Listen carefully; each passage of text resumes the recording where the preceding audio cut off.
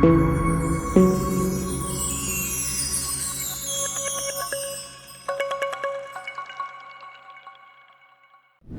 brothers and sisters, indeed, I enjoin upon you and upon myself the prayer of Allah wa ta'ala. Inshallah, today's sermon will be focusing on one of the verses of the Holy Quran, precisely verse 107 of Surah 21. In that noble verse, Allah wa ta'ala is saying, أعوذ بالله من الشيطان الرجيم وما أرسلناك إلا رحمة للعالمين وما أرسلناك إلا رحمة للعالمين. Allah wa ta'ala in this noble verse of the Quran is saying to our noble Prophet Muhammad sallallahu alaihi wasallam, that is in Surah Al-An'am, that is Surah 21 of the Quran. Allah wa ta'ala is saying to the noble Prophet sallallahu that وما أرسلناك, we did not send you إلا رحمة للعالمين. That is, Allah wa ta'ala is telling our noble Prophet ﷺ that he isn't sent, but rather to serve as a mercy to the universe. That is to, all creatures. Allah wa ta'ala, when he talks to the Prophet sallallahu alaihi wasallam, he is also talking to us. As we all know and believe as Muslims, our noble Prophet ﷺ is our role model. That is, our own lifestyle supposed to be, like a kind of carbon copy of his own life. That is, his way of life supposed to be our way of life. He's supposed to be our role model to us. He's supposed to be someone we look up to. That is, someone we study his life and try to see how we can live our own lives the way he lived his own. And the Sahabas, knowing this, that is why some of them one day came to Sayyidatina Aisha radiallahu anha. They were asking her, كيف كان خلق الرسول صلى الله عليه وسلم? How was the character of the Messenger of Allah? That is, كيف كان خلق الرسول? And then she responded to them saying that kind of the Quran. She said to them, his character is the Quran. In a related verse, that is in Surah Al-Ahzab, Allah wa ta'ala is saying that لَقَدْ كَانَ لَكُمْ فِي رَسُولِ اللَّهِ أُسْوَةٌ حَسَنَةٌ. لَقَدْ كَانَ لَكُمْ فِي رَسُولِ اللَّهِ أُسْوَةٌ حَسَنَةٌ. In the noble Prophet ﷺ, there are a lot of good behaviors, good qualities for you to copy. So here Allah is telling us that Muhammad sallallahu alayhi wasallam is sent to the universe as a mercy. And that means we, his followers, are also supposed to serve the same thing to the universe. That is, if he is Rahmah lil Alameen, those who follow him will also be what? Rahmah lil Alameen. Allah sent him as the best of the people.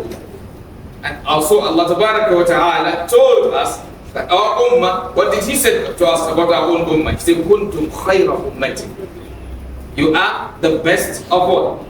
The community, of the generation, of the nas, that has been what? Sent forth to mankind. And my brothers and sisters, indeed, when you read the Quran, you need to ponder over it. You listen to the Quran, you need to ponder over it. Try to connect it to your life. Because what helps you in relation to the Quran is how you connect to it. If you live your life in conformity to it, it becomes what? Hujjatul laka. And if you live your life contrary to it, it becomes hujjatul alayk. It becomes an evidence for you to enter Jannah, or it becomes an evidence against you, leading you to hell. And where I want us to look at the whole verse from is this: each and every one of us, if we believe we are Muhammad sallallahu alaihi wasallam's followers, and we believe his mercy to the universe, then let me and you ask ourselves, in the environments we find ourselves, what are we to those around us? That's the perspective I want us to look at it from.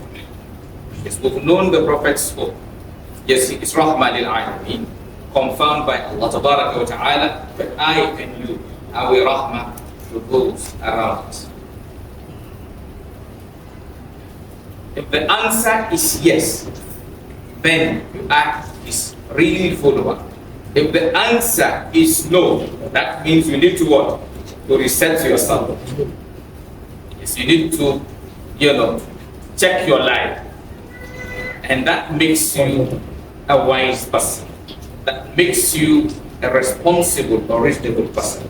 Because the Muslim told us in a hadith that Al-Kayyisu, he said the wise one, the intelligent one, the smart one is who? He said Mandana aw hasaba nafsa, is the one who examines himself, who scrutinizes himself, وَعَمِلَ لِمَا بَعْدَ الْمَوْتِ, and work for what comes after death. I say, وَالْعَاجِزُ, the unwise one is who? مَنْ أَتْبَعَ نَفْسَهُ هَوَاهَا, the one who follows his whims and caprices, the one who follows his self-desire, وَتَمَنَّى عَلَى اللَّهِ الْأَمَانِ, and then keep just putting false hope in Allah Tabaraka wa Ta'ala.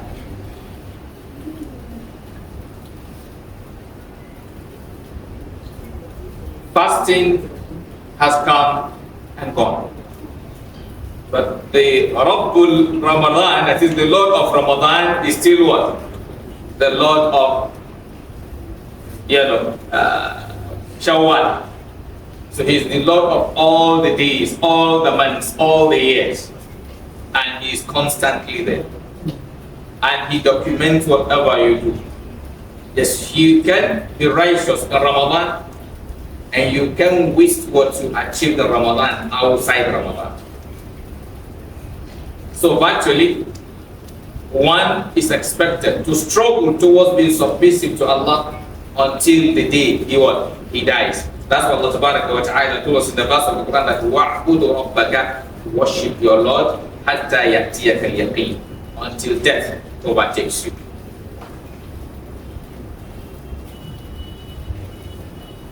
My brothers, indeed, if we want to change our communities, if we want to change our nation, if we want to change the things that are around us that we don't like, what we need to do is to come back to Allah Tabaraka wa Ta'ala. What we need to do is to check how close our lifestyle is to that of the Messenger Sallallahu Alaihi Wasallam. Because his lifestyle is a lifestyle that will make the world what? A good place, a better place. Because that's rahmatan lil alameen.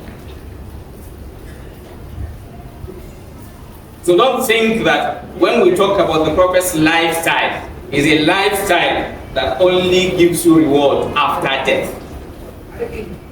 And I need, kept reminding ourselves this time to time, because all of us, we want to enjoy this world, right? We want to enjoy it. We want the best. Then the Quran Allah sent to you, the essence of that Quran is to give you a guideline as to how to live in this world, and you will enjoy the world and those around you.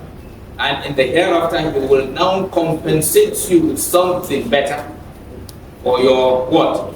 For your effort in making the world good.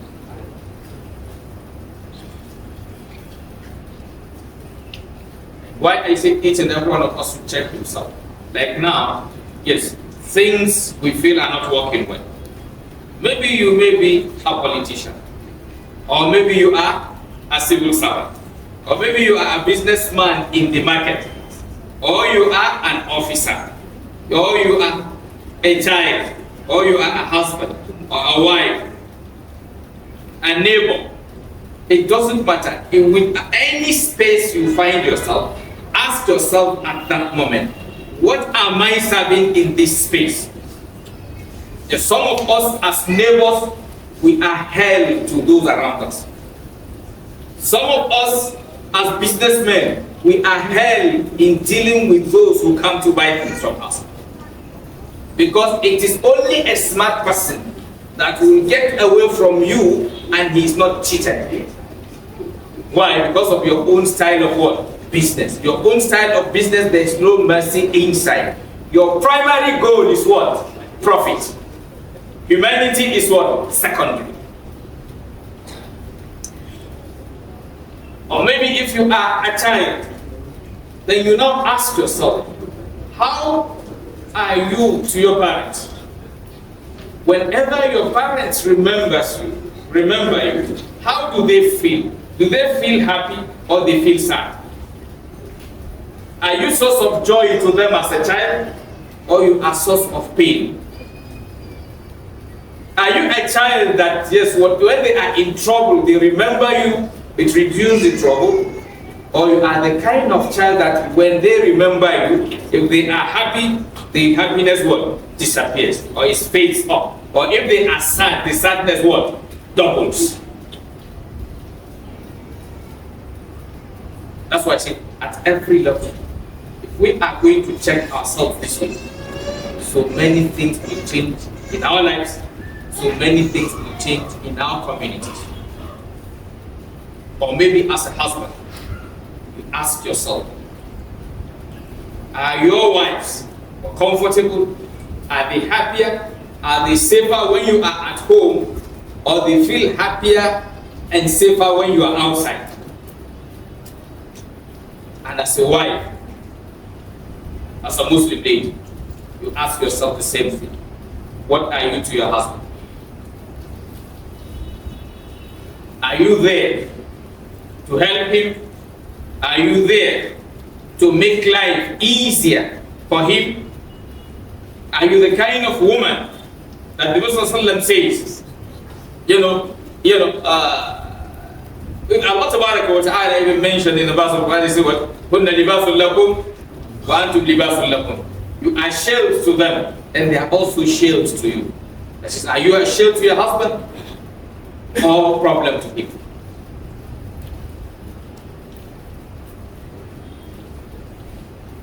And what makes the life of a Muslim different, like I usually tell us from time to time, is that you are someone who is conscious of every movement of your life, every activity of your life, because you believe that every second of your life, every second, 100% is documented. Every second is documented. I know it sounds strange to some of us because we feel, okay, how? You see technology, how it is proving to us some things said by Allah in the Quran. That now some technology is making us to know how possible that is. Just before, if you tell somebody that you can send message to more than 5 million people at one time, before somebody won't believe. If you tell somebody in the past that you can wipe off a community in less than 30 minutes, he will not believe.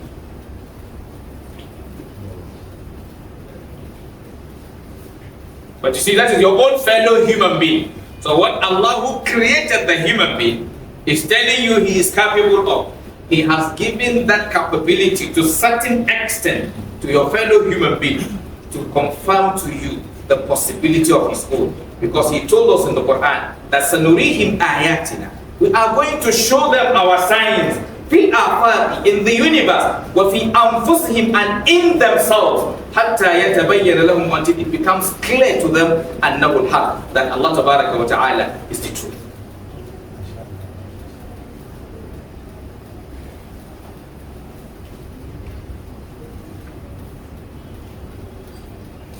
So brothers and sisters, indeed, so do not take any part of your life for granted, because you do not know which one Allah is going to judge you with. Yes, you are in the mosque. You may die in the mosque. But maybe what Allah is going to judge you with is what?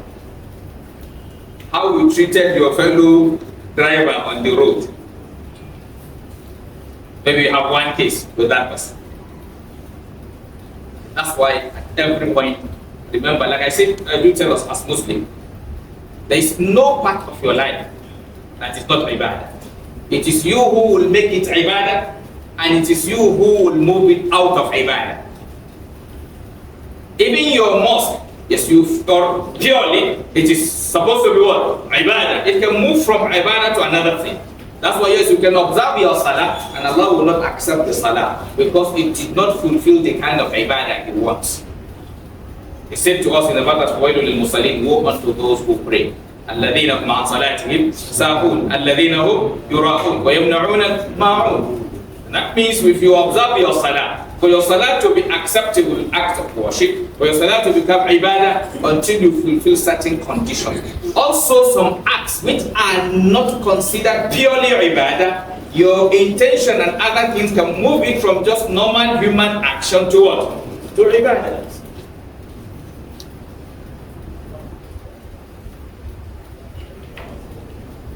You give us example. Sometimes some politicians, because of the way they handle their politics, will enter Jannah before some imams. Because of the way those imams will handle their own imamship.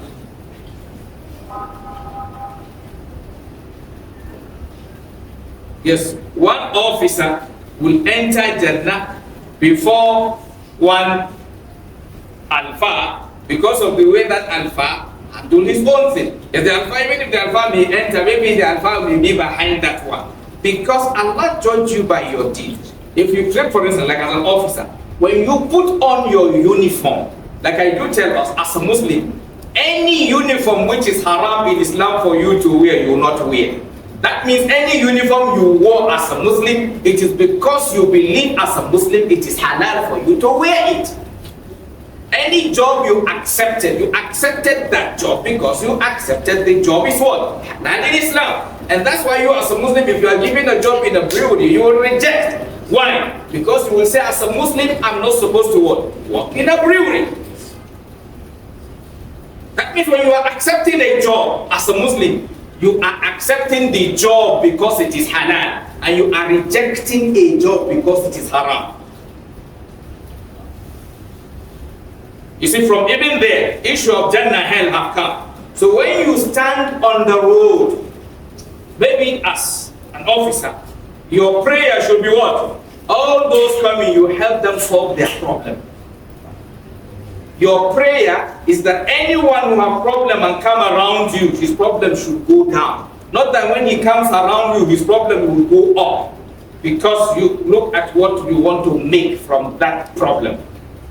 You see, when you look at helping him, his problem will go down. Because you will guide him as to how to get out of the problem.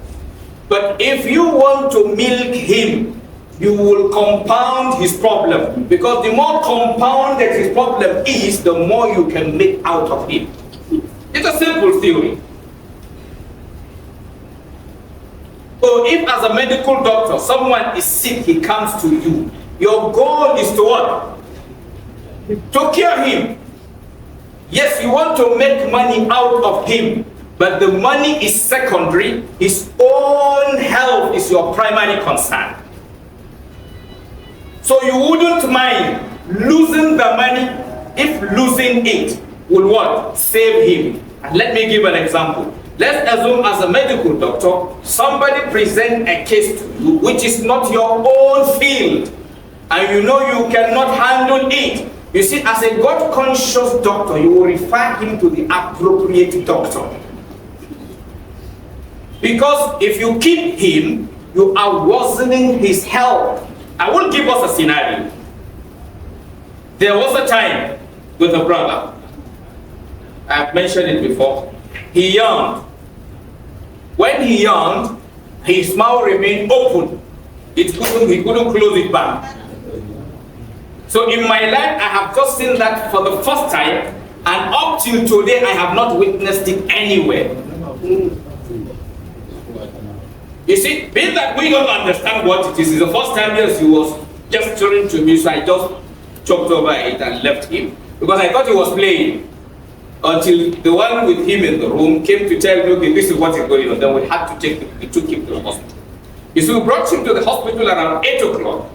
He was at the hospital from 8 o'clock till after 1 o'clock without a single change. Why?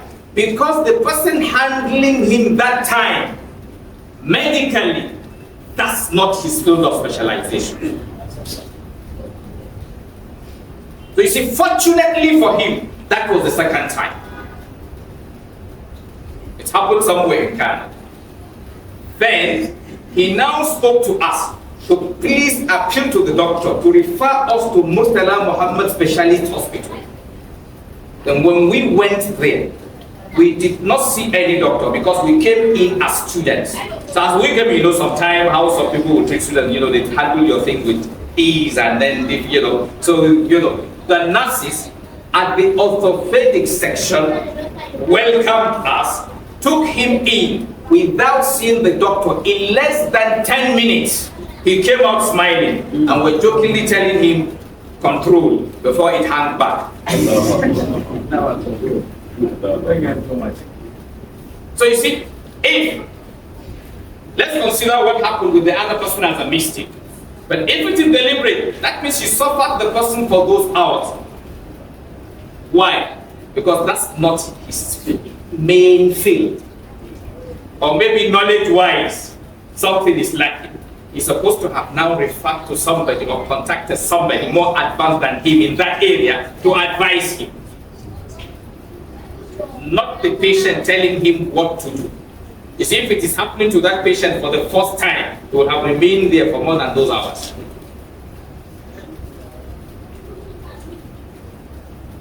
So, my brothers and sisters, indeed, each and every one of us, at every point in time, you want Jannah. It's easy. Path to Jannah is easy. But the only thing Shaitan makes it look difficult for us to do. That is it. Because Allah never imposed on anything on anybody except what you can bear. That is why the path to Jannah is easy. What do you call it? Fasting is obligatory. Allah said when you are on a journey, what do? Break it. One, so He didn't put anybody on you. But Shaitan have one thing. He makes what is good look difficult to him, and makes what is evil, no matter how difficult, looks good to him. The same person you ask for help to save someone's life, maybe 10,000, and the person told you he does not have the means. Maybe he is going to gather some friends and spend more than 50,000 on alcohol. Yes. The same person who couldn't contribute, maybe for Ilekeu, will have money to contribute for what? Some social organizations that just the kind of messy things are just done. That's Shaitan. That's what Allah told us in the Quran. زَيَّنَ لَهُمُ الشَّيْطَانُ أَعْمَالَهُم. Shaitan adorned their evil deeds for them, فَصَدَّقْهُمْ عَنِ السَّبِيلِ, and then he turned them away from the path.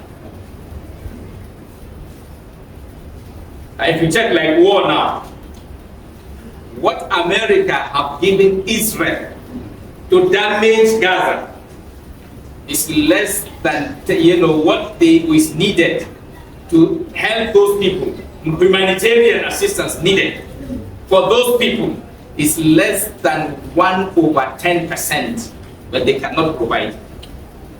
That's human nature. To destroy is easy for us, but to build, we usually find it difficult. Allah tabaraka wa ta'ala guide us for our full tasma'un. Astaghfirullah al-azim alladhi li wa lakum bisalam min kulli dhanbin wa khati'a fastaghfiruhu innahu huwal ghafurur rahim.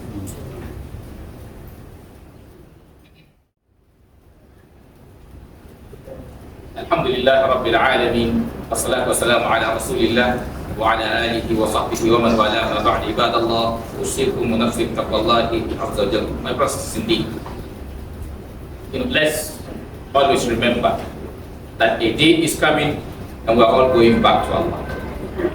Whatever you have in this world is temporary. The houses you built, the money you accumulated, the position you occupy, the people you know, everything is temporary, nothing is permanent. Everything, always remember this. Your connection with anything in this universe is that they are just opportunities given to you by Allah to use them and build your house. The money you have, the children you have, the wives you have, the office is just an opportunity for you to use. If you refuse to build the right place, then you will come and get the one you built. Because nothing is permanent. Your children can never be with you permanent. You will die, or they will die and leave you. And on the day of judgment, nobody cares about anybody. Some of the feelings you have for anybody here about this life is here. After here, it changes. The life over there is different. The kind of feeling you have for your child here is different from the feeling you will have for the same child in the hereafter. If your child is in the hell burning, it doesn't concern you. You don't feel anything, absolutely nothing. Yes, if your child is in the hell burning and you are in the Jannah, you feel absolutely nothing. Because what made you feel that, the person who put inside you have removed it.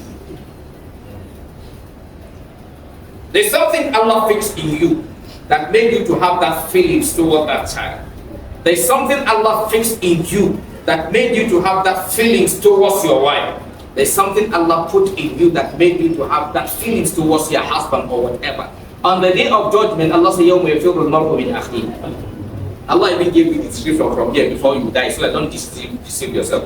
يَوْمَ يَفِرُّ الْمَرْءُ مِنْ أَخِيهِ. The day man runs away from his brother, وَأُمِّهِ وَأَبِيهِ, from his mother and his father, وَصَاحِبَتِهِ وَبَنِيهِ, from his wife and his children. لِكُلِّ امْرِئٍ مِّنْهُمْ يَوْمَئِذٍ شَأْنٌ. Allah said that everybody is okay. It's sufficient. So what he has on him is enough for him.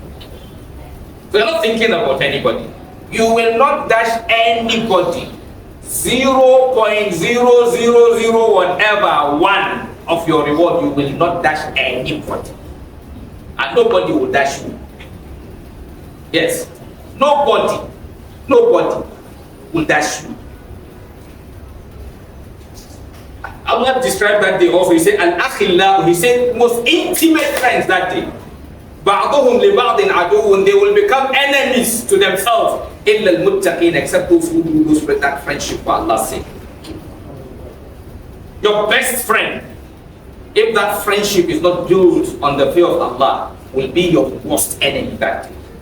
Because you will be blaming him for some of the misdeeds you did. And he too will be blaming you, so you are fighting. He is cursing you, you are cursing him. Because that day your eyes are open, your thinking is different. So you know who is your friend that day and who is your enemy. So brothers and sisters, indeed, use the opportunity given to you by Allah, your politics, your uniform, your business, your relationship, everything. Use it to build your character. Don't use it to say you will build the world. Because like I used to say, those who walk towards building world only destroy the world. And those who walk towards building hereafter are actually those who are really building the world. Because those who walk to build hereafter, they are going to avoid what Allah doesn't want. And what Allah doesn't want are those things destroying the world. Allah does not want you to kidnap anybody. Allah does not want you to kill anybody. Allah does not want you to steal anybody. Allah does not want you to harm your neighbor. Allah does not want you to oppress the weak ones, and Allah does not want you to disrespect the elders. That is what Islam is all about. It's about your life. Islam makes you the best of the people. And if you are the best of the people, you have the best of the world. ربنا آتنا في الدنيا حسنة وفي الآخرة حسنة وقنا عذاب النار. اللهم لا تجعلنا في مقامنا هذا ظلما إلا غفرته ولا هما إلا فرجته ولا كربا إلا نقصته ولا دينا إلا قضيته ولا عسيرا يسرته ولا عدوا إلا قتلته ولا مبتلا إلا عافيته ولا ميتا إلا رحمته ولا حاجة من حوائج الدنيا والآخرة يا لك رضا ولنا فيها صلاح إلا عنتنا على قضائها وسبب رحمتك يا رب العالمين.